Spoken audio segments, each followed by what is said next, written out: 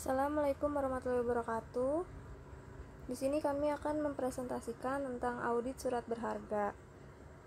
Kami yang beranggotakan Mita Fahriana, Sinta Nurwanti, Diva Putri Widianti. Tujuan dari pembelajarannya yaitu audit surat berharga, tujuan audit surat berharga, SPI atas surat berharga, dan uji ketaatan atas SPI surat berharga.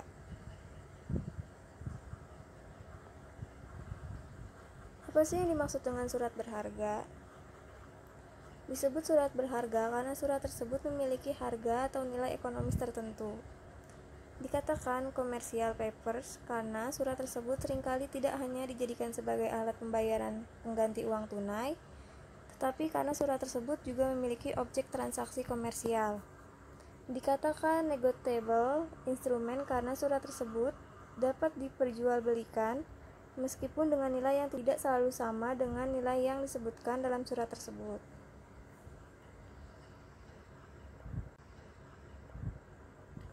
Tujuan dari audit surat berharga yaitu untuk memeriksa apakah terdapat internal control yang cukup baik atas temporary dan long term investment. Yang kedua, untuk memeriksa apakah surat berharga yang tercantum di laporan keuangan benar-benar ada dan dimiliki oleh atas nama perusahaan per tanggal laporan keuangan. Yang ketiga, untuk memeriksa apakah semua pendapatan dan penerimaan yang berasal dari surat berharga tersebut telah dibukukan dan uangnya telah diterima perusahaan. Yang selanjutnya, untuk memeriksa apakah penilaian dari surat berharga tersebut telah sesuai dengan prinsip akuntansi.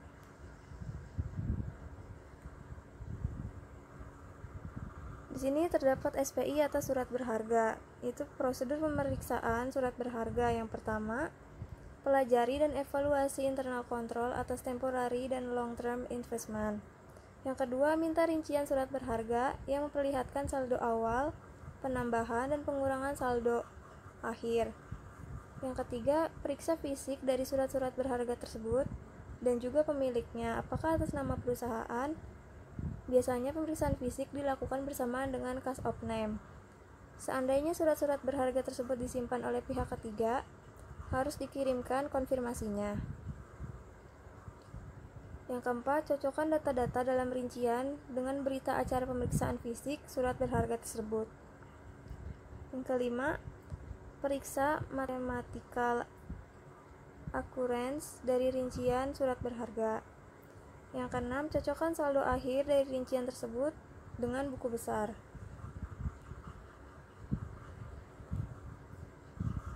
Selanjutnya, lakukan vouching atas pembelian dan penjualan surat berharga. Periksa perhitungan bunga dan dividennya.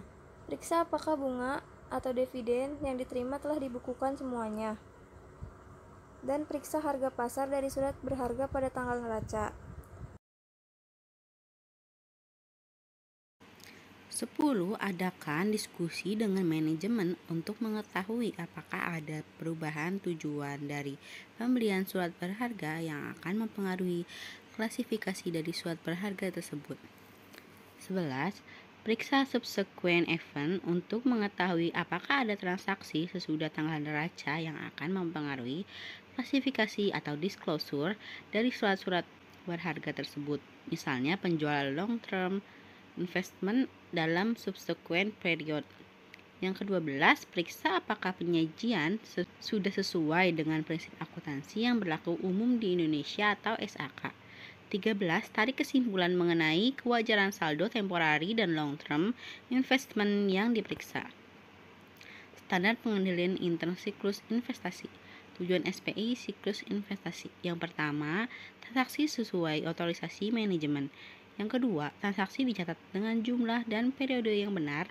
Yang ketiga, adanya pembatasan penguasaan aktiva.